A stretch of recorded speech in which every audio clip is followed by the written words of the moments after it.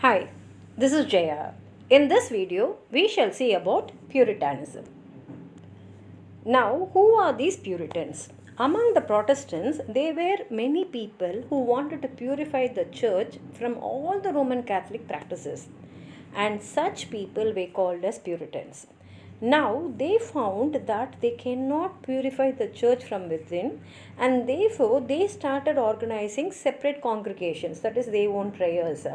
And such people were called as separatists or dissenters because they have descended away from this regular Roman Catholic Church. The Puritans, they condemned the administrative and the missionary of the church because there were so many things which were not following the actual biblical teachings of the Bible. And they also hated episcopacy, that is, episcopacy means the rule of the pope, the bishop.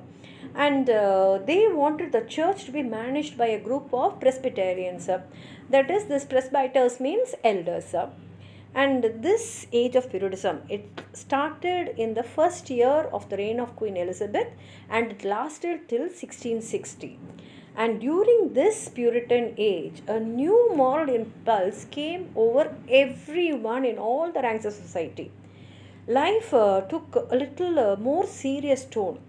They started living a very simple, a pure and orderly life, and they said these are the essential qualities of a good man, and this good man must show these aspects in all the ways of life, like the way he dresses, how he talks, how he eats, or even amusements. Everything came under this simplicity. It was said that a Puritan should start his daily routine with a prayer, and then after getting up within 1 hour he should have a family prayer, and in that family prayer they should have actually read the scriptures, and their children and servants must be taught catechism, and they depended totally on the Bible for scripture reading, and this became a regular feature with him. In the initial stage, everyone found Puritanism very good. They approved the pleasure and joy of life, and it provided a sober kind of life to them. But slowly, Puritanism, by the first earlier 17th century, that is the years before the Civil War, it became unreasonably rigorous. During the Puritan rule, they closed all the theatres and there was no amusement at all for them in any place. And in 1642, the Long Parliament passed an ordinance and it abolished all the playhouses. And furthermore, two more ordinances were made in 1647 and 1648. And in these ordinances, it was ordered that if anyone is going to take part in the play, they will be whipped. And if anyone is going to go as audience, that is hearers, they will be fined. And all types of sports were stopped. And even on Sunday afternoons, wrestling and dancing was forbidden. And it came to the extreme where soldiers were employed to enter into everyone's private houses in London to see that the Sabbath was not profaned. And the parliament will prescribe a few days as fasting days, and these soldiers will have to go and check whether they are fasting. And there were many cases of soldiers carrying off meat which was found in the kitchen of the private houses during the fasting days. And throughout the Puritan regime, that is from 1649 to 1660, it was ordinary lay courts which had the authority to punish and not the church courts.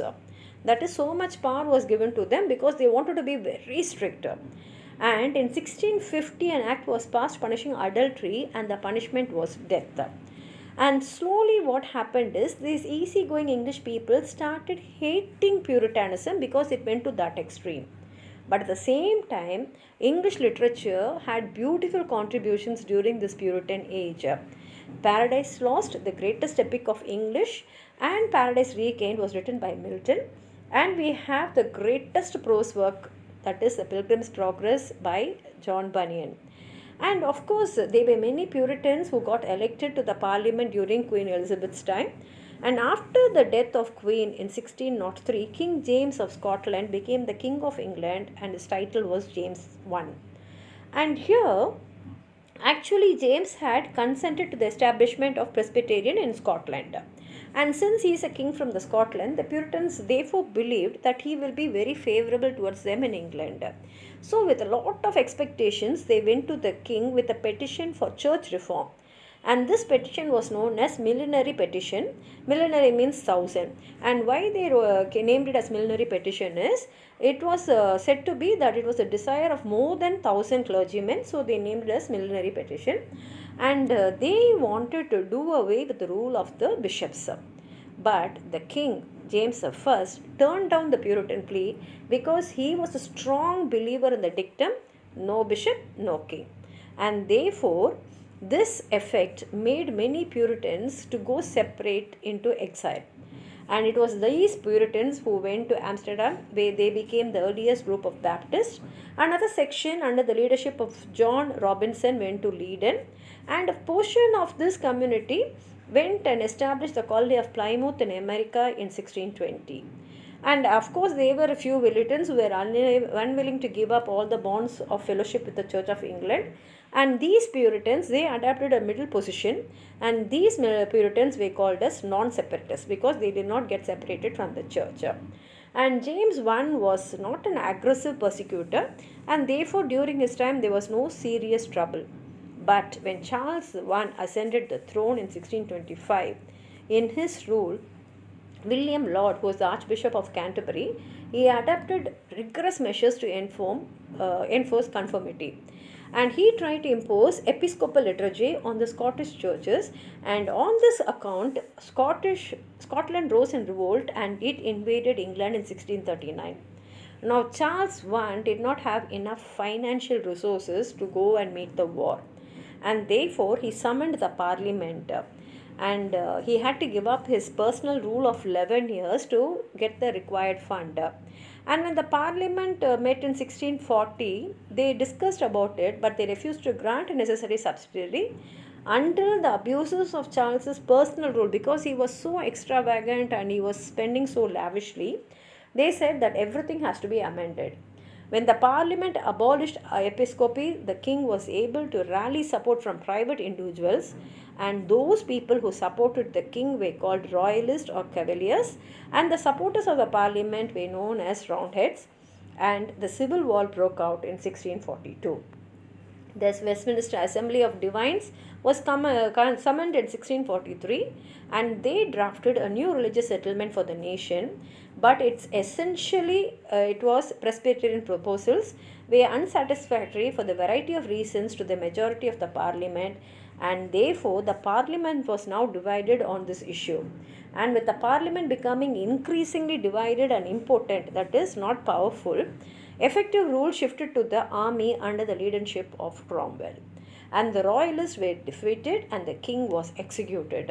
The religious issue was resolved in terms of a commonwealth with Cromwell as Lord Protector.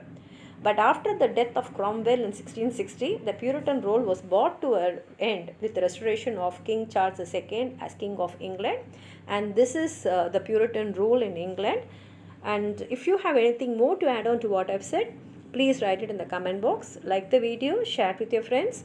And if you have not subscribed my channel, please subscribe and support. Thank you.